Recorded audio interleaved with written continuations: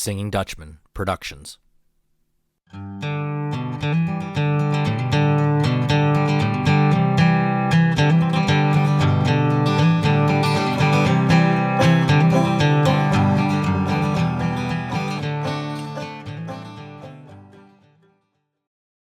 Hello and welcome to Doug's Front Porch, a podcast where I get to sit down with friends, old and new, and have honest conversations. Today I welcome Kevin Macomber to the front porch, a friend. I'm going to call him a friend even though we really don't know each other all that well, but we got talking here before we hit the record button. Welcome to the front porch, Kevin. Hey, thank you very much for having me, Doug. It's an absolute pleasure. And for everybody that listens to the podcast, I got introduced to Kevin through someone that has been a guest on the show before, Tara Mondock, who's a good friend of mine here in the State College area. And she says, Doug, you got to get Kevin on your show. So I reached out and Kevin said, yeah, I'd love to. So here we have Kevin with us today. I can't wait to get into a very interesting conversation, but I think also one that's going to be enlightening for people in a lot of different directions.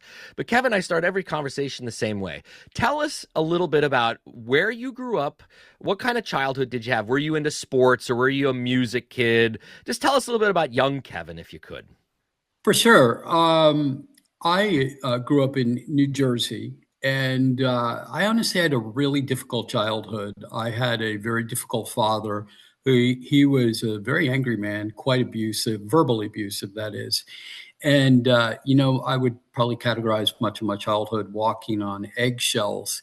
And, I was smart enough when I was a kid. I realized there was something wrong with him. And I just sort of figured out, hey, just don't spend time at home. And so I did, in fact, get involved in a lot of very positive things as a kid. I was involved in church youth group. I was in band. I did drama. And there was some artwork involved there as well. And by the time I was 15, I was really looking, okay, how am I really going to get out of here? And by 16, I started talking with a Marine recruiter. And when I went to take my test, I was 17, maybe I just turned 17. He wasn't available. Another recruiter from the Navy took me, and I scored really well. And my family was probably below average income. And the recruiter looked at me and says, you realize with this score, you can do anything you want to in the U.S. Navy. Now, if you're a kid from a crappy family and, you didn't have a lot of opportunities as a kid, and somebody else says, wow, you can do this. I jumped on it. So I convinced my mom to sign me into the Navy 2 months after I was 17. So I was sort of one of those child warriors that you read about. So what was that? So then you left home and you got into the Navy. Where did you get to go, or what did you all do in the Navy? I did. So, well, I went to places I wasn't planning on. So I was in boot camp at 17. By far, I was the youngest guy in the entire division. I mean, thousands that were there, and I think people were like, as a kid, I looked really young for my age. I probably looked like I was 12 or 13, and I always joke because the first time I shaved was in boot camp.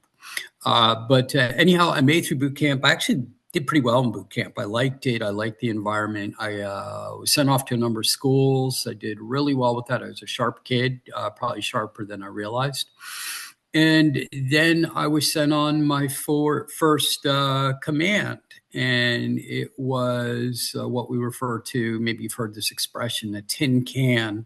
That is the name that they used to use for the old Navy ships that were steam powered, and you wondered how they stayed afloat. And this thing was a piece of junk, honestly. That was my opinion. I mean, it was breaking. I knew it was breaking a lot. But anyhow, we had some very important things about the ship. We had special radar, and we tested certain types of weapons. And so they sent us over to the Middle East. And I found myself at the age of 19 years old in the Beirut conflict that really mushroomed in 1983. So we're treading into territory here that we really want to get into, because everybody, what I didn't announce at the beginning of the interview is that Kevin has recently authored a book called Walking from the Shadows: My Journey with Post-Traumatic Stress Disorder. Now, and I've already talked to Kevin ahead of time, and he wants to talk about this because this is something that's near and dear to his heart, something that he experienced, and it's good for the audience, for my audience, or any audience, to hear his story and anybody's story that suffers from PTSD.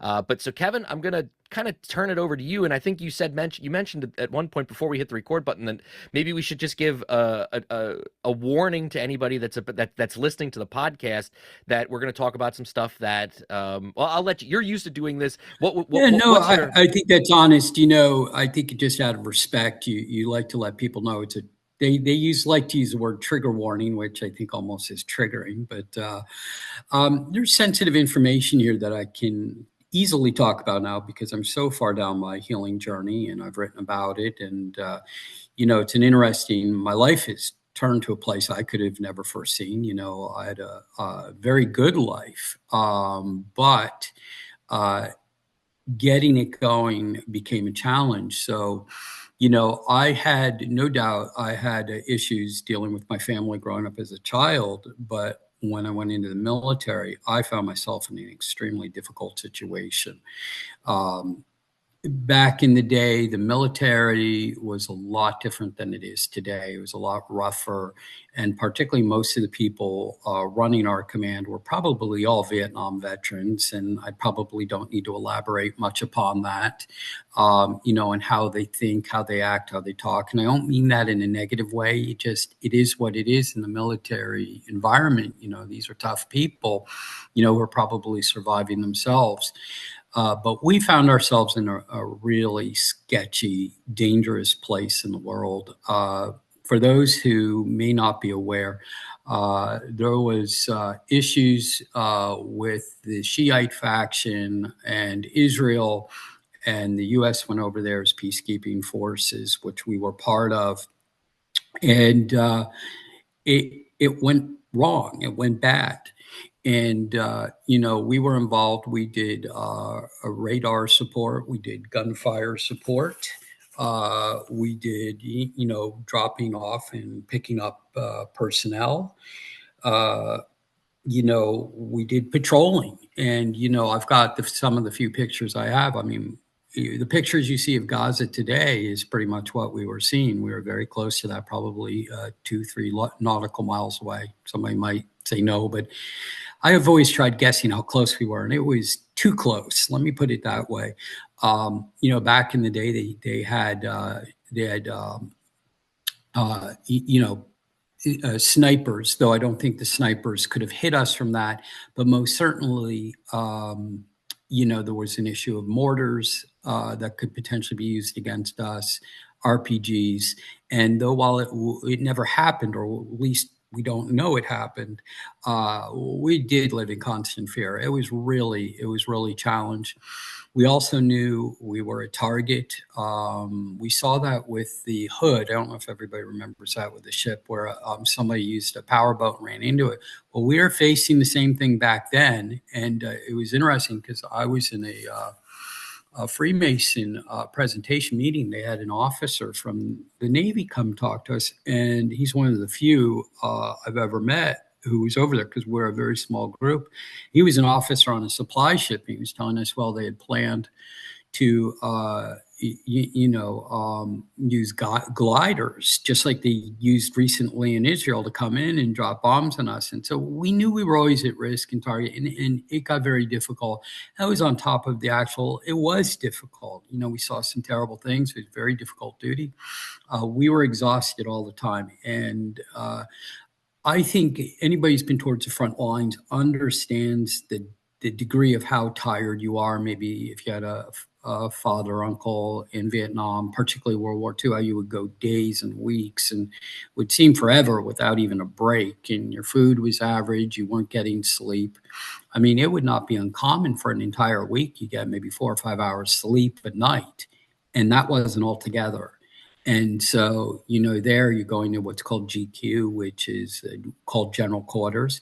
that's when you go into the actual battle situation, and that happens in the middle of the night. Happened a lot. All of these, all the time, it really, really takes a toll on you. And I was already, primed for it. From my childhood, I thought going in the military would be a break, and in fact, it turned out to be opposite. I then was in an accident, and it caused injuries, to which I'm still dealing with right now, and having surgical operations to fix my face. Um, to get my face and my mouth working properly, and so you get all this, and so after I'd say I was in the Middle East from 82 to 84, and while we were over there, and it was October of 1983 is when they blew up the barracks over there, and they killed 241 Marines. It was really tragic, and that really, most people aren't aware of the event. I mean, it's came pretty far behind us, but it was the beginning, is what we know is the war on terrorism. That's when it began, was that night with that bombing. So we were over there, and so it just was really strange and scary, and we knew it could be us, and I guess we were all grateful it didn't happen. But I'll tell you, after about 3.5 years of service, I was done, and I was just waiting my turn to get out of the military, and that's what I did. And then I went off to college afterwards. So you leave the military, you go through college, you get into you get a career. At what point is, because I'm someone that never suffered, thankfully has never suffered from PTSD. At what point did you realize that that PTSD was happening, that you were experiencing it? Yeah, that's a really good question, and it was a long time after I had it that I realized I had it. So I realized I had issues, but when I was in the military, I realized I had issues.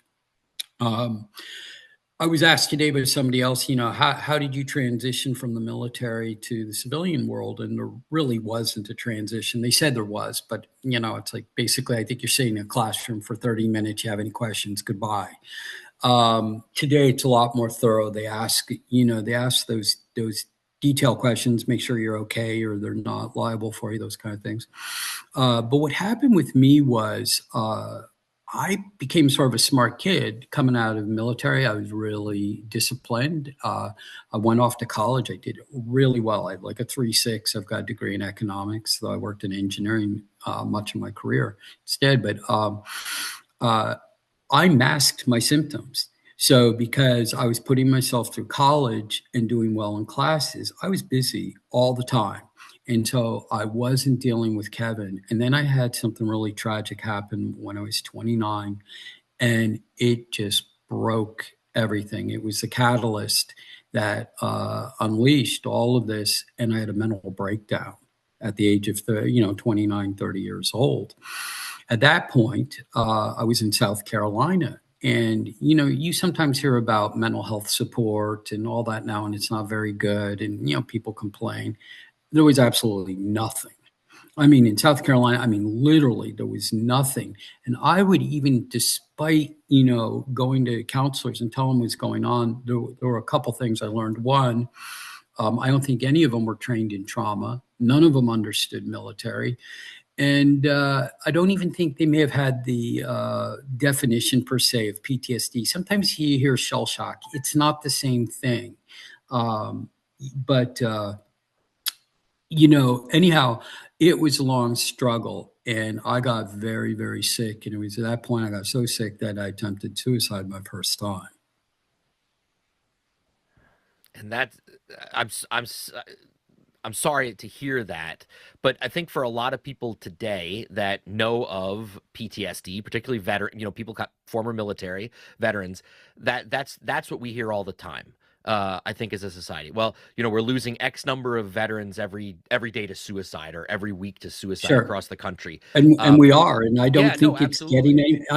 getting any better. Now, despite all the money and effort, I guess it's keeping it from getting worse, but it does not appear that it's getting better. So I guess my question then is, so let's talk about this book then that you wrote.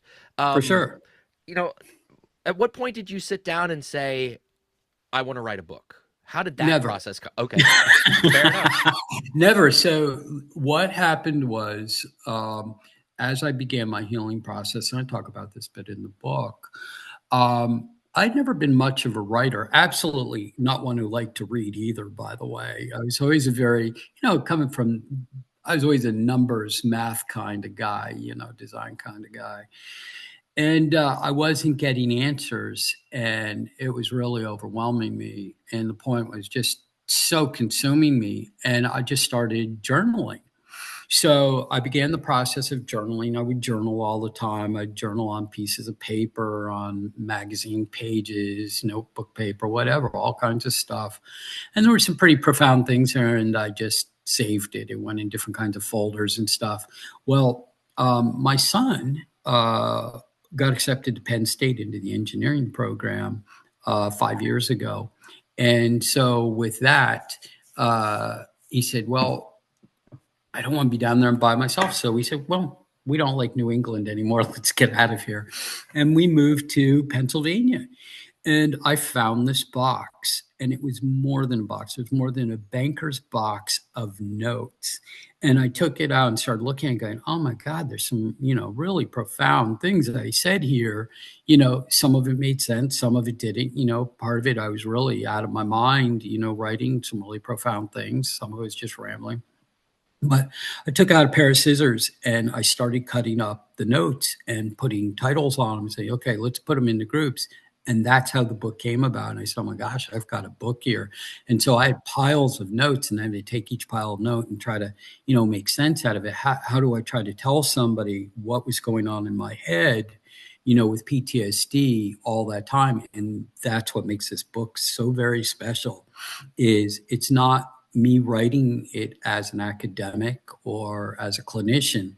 I'm writing it as a patient, and I was documenting the whole time through all my psychoses and all my illness and depression and suicidal things, what was going on in my head and what I needed, and trying to understand what was going on.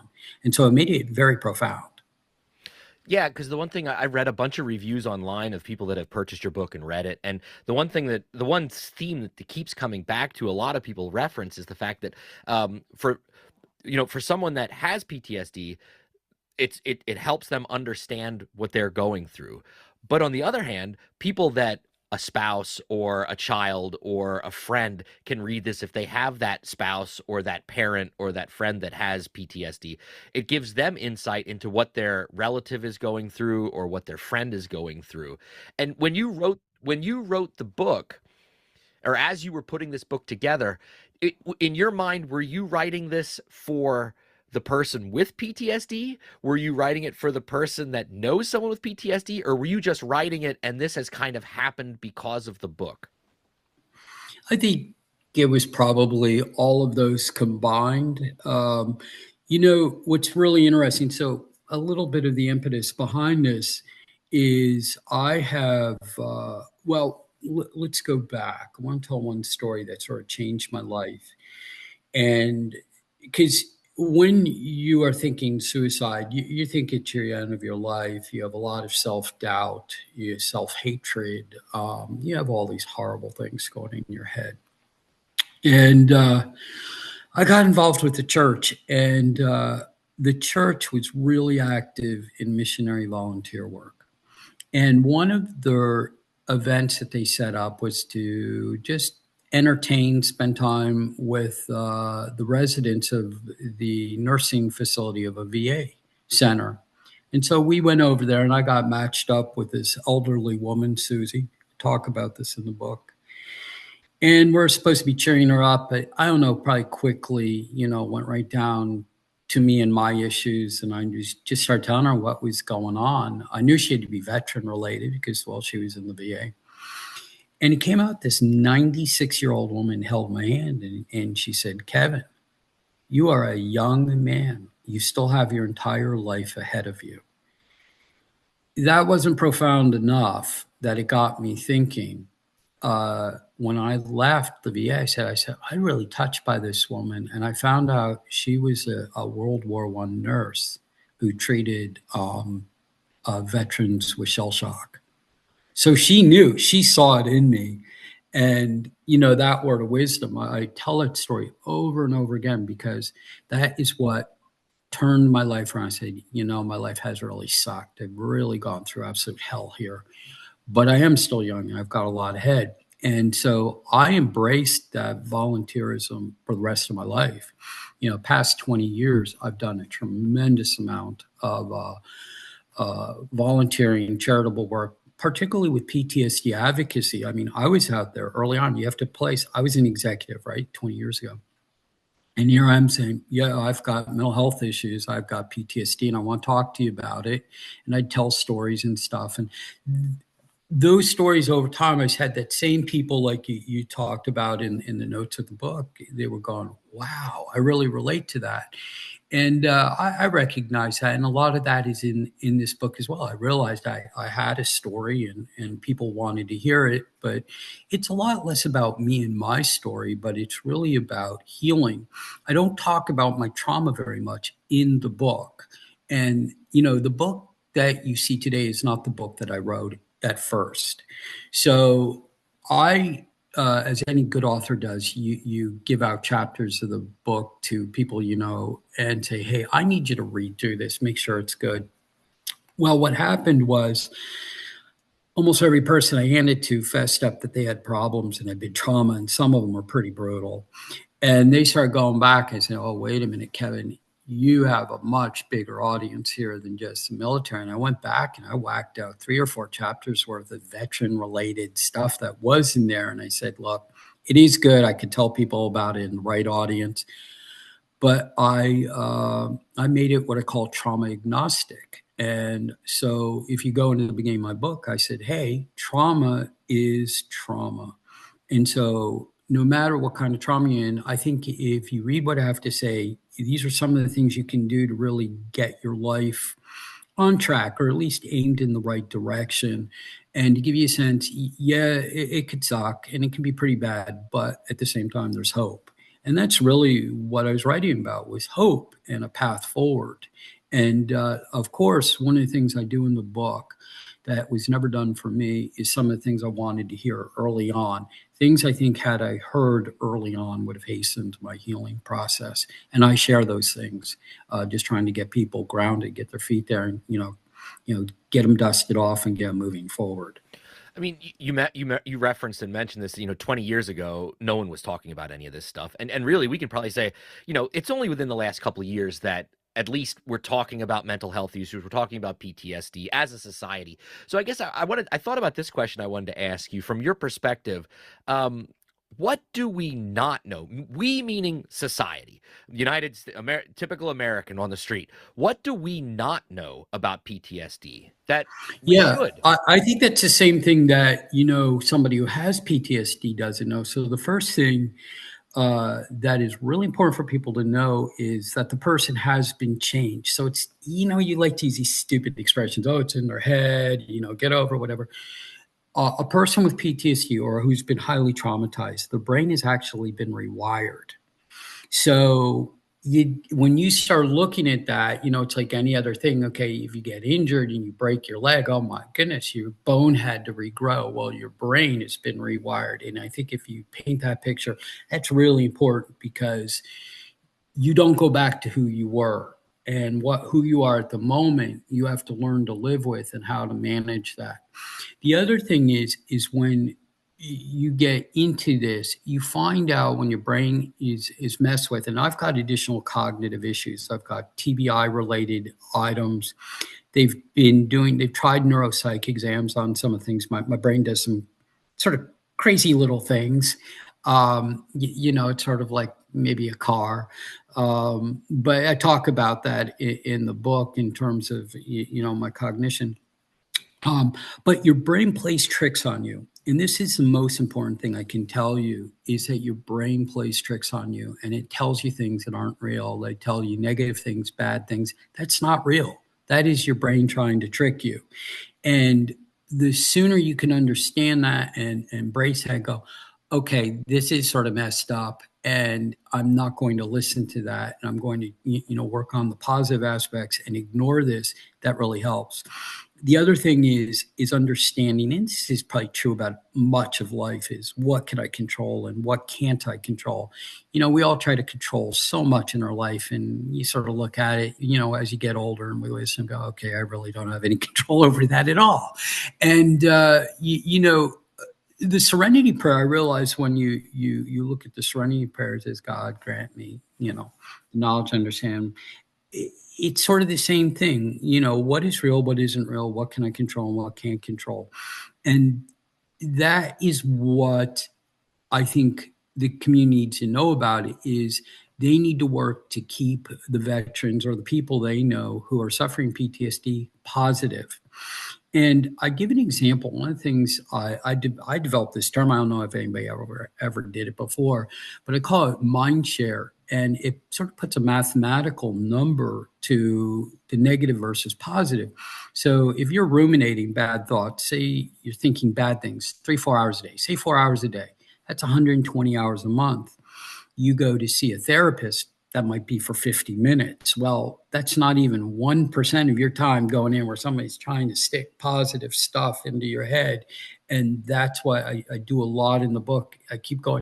This is why it's so important to, do positive things, try to, reframe things to have positive thoughts, get involved. That's why I was doing the volunteer work. Early on, it put my life into perspective. I thought things were bad, but they weren't as bad as other people. But also it was positive. It was eating up those hours of the day, and I was spending more hours, and proportionally over time, more positive. Now, with me, PTSD, there's a range of it. I'm surprised. In the regular world, they don't have this, but the VA actually has tiers of PTSD. There's 5 tiers of it. And I was first diagnosed at 30, then 50, and 70. And what 70 means is my PTSD is severe, or that my symptoms are near constant. My symptoms are still near constant, but it's how I manage them, how I manage myself. I Yeah. wanted to ask you this because I've had other guests on the show already that have dealt with addiction problems, and Mhm. and the one guy I interviewed was a great interview. Talked about how he had a really terrible alcohol addiction, but he's been sober now for X number, I don't remember, the X number of years, and he made the point that with addiction, it's not that you're ever completely not addicted anymore. It's learning to deal with that demon that's on your Absolutely. shoulder. And I'm just questioning, is PTSD the same way? Like you can never is it always there and you're learning these mechanisms to live with it, or from your experience and people that you've talked to, can you defeat it? Well, it'd be interesting to hear from a professional what they think, but I'm going to give you Kevin's thought. I don't think you ever heal. um, Healing is a process, but you're never healed. It's like if you have an addiction, alcohol, I've got so many friends, by the way, over half of my friends are recovering addicts of something. And they all have something in common. They all have PTSD, and they did it to self-medicate. And I mean, I get it. I'm very fortunate. Alcohol became a very big issue for me when I was a young man. I was drinking way too much. I was self-medicating every Friday, Saturday night. But I don't think you really heal, but you learn the skills, you learn the attitude, and your wisdom. And you go, yeah, is this real or is this not real? Or okay, yeah, I feel like I feel badly today. I feel down today. I feel sad or depressed or whatever, but I'm still going to get up and go to work. And you learn how to manage it. It's all about project management, how you manage all the various symptoms. And that's sort of, by the way, how the book is written. The book, if you look at the chapters, are all symptoms, are really the key things, so you can, dive in real quickly into specific things. But addiction is very real. And, a lot of people with PTSD do have addictions. And of course, that has to be handled in parallel. For me, again, another one of these moments, I met this 80-year-old minister. He's got to be long gone by now. But I never forget him telling me, talking about drinking, and he said, "Kevin, are you better off with it, or are you better off without it?" And that really sunk in. Today, I don't drink, I don't smoke. I'm not better off with it. It doesn't help me. It doesn't help my story. It doesn't help my mind. It doesn't help me anywhere. What I'm doing here helps me, and honestly, it helps a lot of other people as well. What, and I'm sure you talk about this in your book, but we got you here on the front porch. I want to ask you, in your opinion, how can we as a society help people better with PTSD? Well, I think, you know, there's a couple things going on. One of the reasons I made the book Trauma Agnostic is, and unfortunately, veterans are sort of given a little bit more credibility, honor, that whole hero thing. Oh, he's a hero, he's got PTSD. Well, my trauma is no better or no worse than anybody else's. And it's all the same. That's first. Don't prioritize one trauma as more serious than others. Because I met this World War II guy. I won't go into the details. What he told me was just unbelievable, unbelievable. And he was absolutely cavalier about it. And conversely, I've met people who went through minor things that I would think, well, I don't think that could cause trauma. And it absolutely derailed them. So we can't look at that. If somebody says they're traumatized, we have to let them talk and we have to validate them. This is what we need. So I am getting involved politically, per se, to try to champion a couple things. The first thing we need is, at least within the veteran community, and I'm not treating it separately, but there are issues as a veteran that many vets, to include myself, have seen things and done things that aren't typical in the regular world, that are trauma events that are very hard for anybody else to relate. One of the problems within the VA is that there's a lot of well-intentioned people, but I don't know how many of them are really trained in trauma. And I, at times, have wondered with some of them that I've met if they even understand us. I can tell you that I have one of my last therapists. He was in the military and he could finish my sentences, and that was huge. And so, one thing I think we need is we need to find a way to fund veterans who want to go into the mental health field, to fund them. Okay, if we pay for your college, you're going to do X number of years helping veterans in veteran specific things. I think at least with that 22 number, which is, I've heard, is actually higher now, I think that would have a market impact, and it could be instant. The next thing is that's really needed from trauma overall, and I've started engaging with one organization and I'm trying to map it out, is PTSD doesn't appear to have a 12-step program. Now, there are some support groups. There aren't many of them. They're very difficult to find. I have access to one, but only because I'm considered a combat vet, and not all vets are allowed to go to it. So I think what is needed, we need to start looking at a platform, or I don't know if it should be done by churches, if it should be done by the VA. I don't know if it should be done by a public organization that, is a proponent of mental health. I don't know if it should be done in state, but we need peer-to-peer groups, just like AA. The AA program, I'm not an alcoholic, though I've been to AA meetings. They're fantastic. I'm telling you what, I've heard some of the best sermons in my life at an AA meeting. And just those steps are very relevant to PTSD, and that's what we need. We need to get that, because what those groups do is, you don't go there from a professional standpoint. You're going there to meet people that relate to you and who can validate your experiences. And I tell you, that validation turns off a lot of that ugliness that's running in your head. You're going, oh my God, I'm not the only person that's going through this. Thank God. Meet somebody, you can talk to somebody, and through the wisdom and sharing, just like me here, you can share, try these things, right? These are some of the things I did, or I'm here for you. I understand what it's like. And I think that's where we need to go is peer to peer, and that's what I'm trying to advocate for politically because somebody's going to have to pay for it. Eventually, they'll get tired of hearing from me and cave. I won't tell you who I'm meeting with either, but this is, yeah, they won't get rid of me. That's good. What do So you think about what I'm saying, though? I'm doing all the talking here. This is I could talk forever, but does that sound realistic to you of those immediate because they're immediate? We can do that right now, by the Oh, way. yeah, Yeah. absolutely. And I have some friends that work in the VA or work for the VA, and they're constantly, and that's not just PTSD stuff, but they're constantly talking about how they need more. They need more of everything at the VA. And they complain about the difficulties that they're facing. But the one thing that keeps talking, as you're telling all these stories and telling us this, your journey, the one thing that I can relate to, and not that I suffer from this myself, but having taught high school for 20 plus years, I have had numerous, multiple kids in my classroom over the years that have come in with trauma. And whether it's abusive parents at home or neglect at home or even worse, kids that have been sexually assaulted, or mom and dad are in jail. I mean, I've had those kids year after year after year.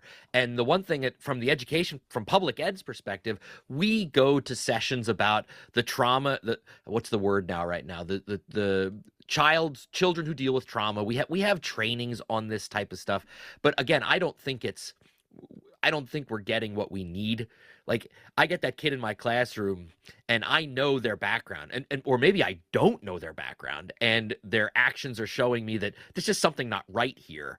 And again, as we're moving forward and as we have more and more kids dealing with mental health issues alone, not just PTSD, but other mental health issues. I think I go back and I can use my own high school. So a number of people have come to me on this line and say, Kevin, my life wasn't as good as you thought it was, and I really appreciate your book, and that's profound.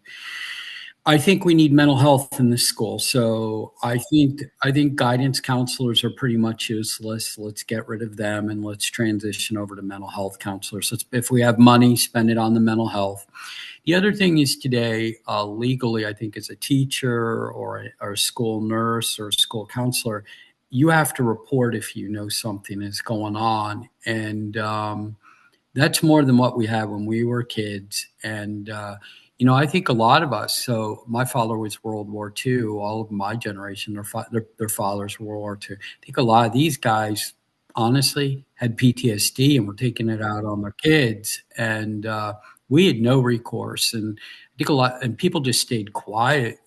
I talk about some of my abuse and what was the craziest thing, and it really sort of pissed me off as I got older was I would discover how many people knew my life was hell as a kid and did nothing about it.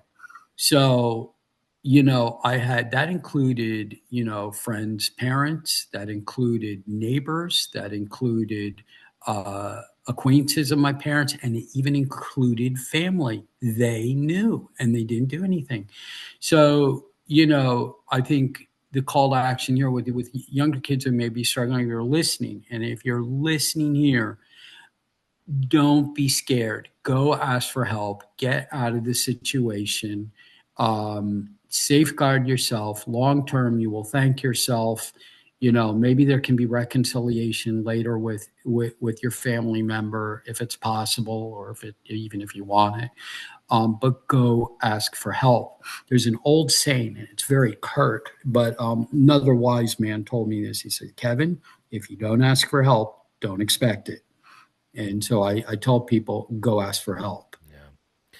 Well, Kevin, this has been a fascinating conversation. And everybody, the name of his book again is Walking from the Shadows: My Journey with Post-Traumatic Stress Disorder. I'll have a link in the show notes for the book that you can purchase it.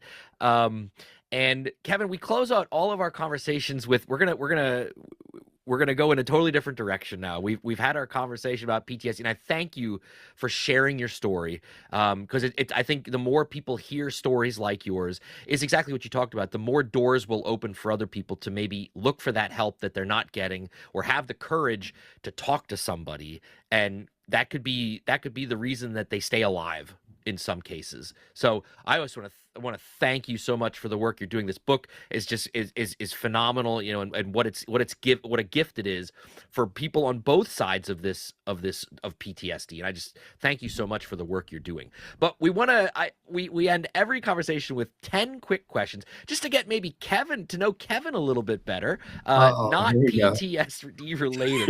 Oh, these are easy. You're gonna do great. Here we All go. right, here we go. Question number one. What's your morning drink of choice, Kevin?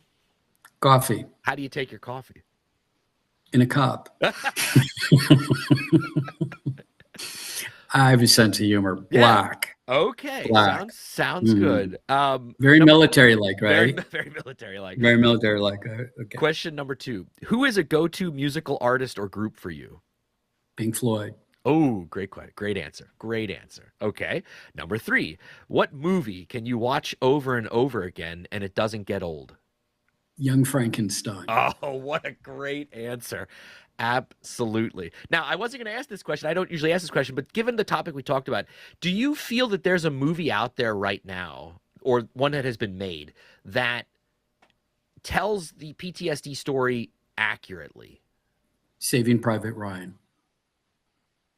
It doesn't see it, but you can see. I really relate to at the very end of the movie when the man goes to the cemetery, because I can go to that same cemetery.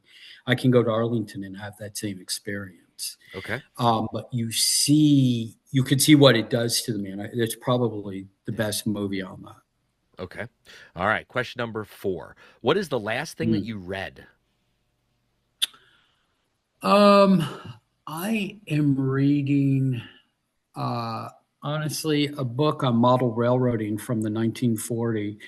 So I do railroad modeling, not model railroading. So I build dioramas, and I actually got a piece accepted into the state museum's annual competition. Oh, It's that's crazy. awesome. That's awesome. Yeah, it is sort of cool because I'm Yeah. not an artist, but I guess I am now. Yeah, yeah, you are. And but I use something called I use the approaches that were used in the 1930s and 40s. I use nothing modern, so I get a very different look. And so I'm researching right now an artist. He is well known by the name of Frank Ellison from the 1930s. Well, that's cool. That's cool. All right. Question number five. What's your favorite pizza topping?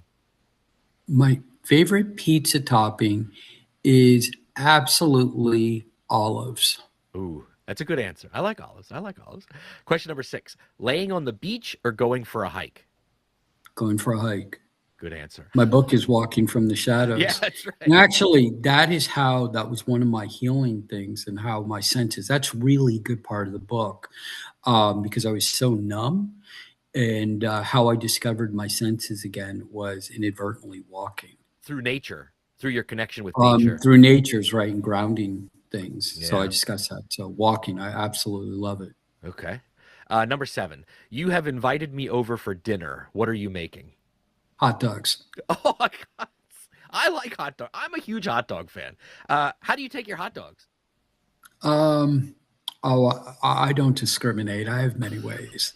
It's crazy. I was an executive by trade, and I had an open allowance. I could go anywhere I'd want, and I'd go to diners and eat hot dogs for dinner. Because by the time I was done traveling, I was traveling 80 to 100 nights a year in a hotel, and I could no longer eat filet mignon. So hot dogs brought me close to home, right?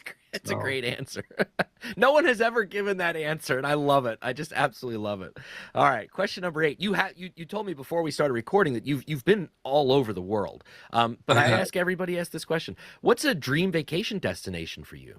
So I've been to 39 countries, and it's crazy. A lot. Some of them not so good though. But right now, my wife and I are planning a trip to England and Scotland Oh, that'll be together. beautiful. That'll So be great. All right, question number nine. What is something that you're afraid of?